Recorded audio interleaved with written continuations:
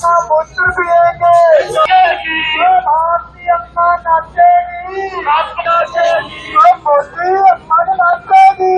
Indian terrorist Modi से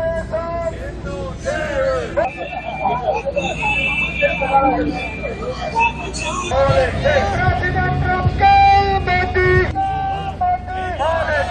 president Trump हिंदुत्ववाद terrorist Trump के बेटी, प्रेसिडेंट ट्रंप।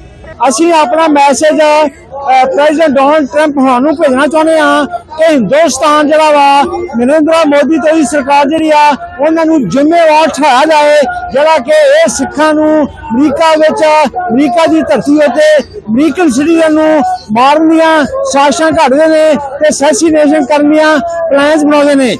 ਹੁਣ ਤੱਕ ਭਾਰਤ ਨੂੰ ਜ਼ਿੰਮੇਵਾਰ ਨਹੀਂ ਠਹਿਰਾਇਆ ਗਿਆ।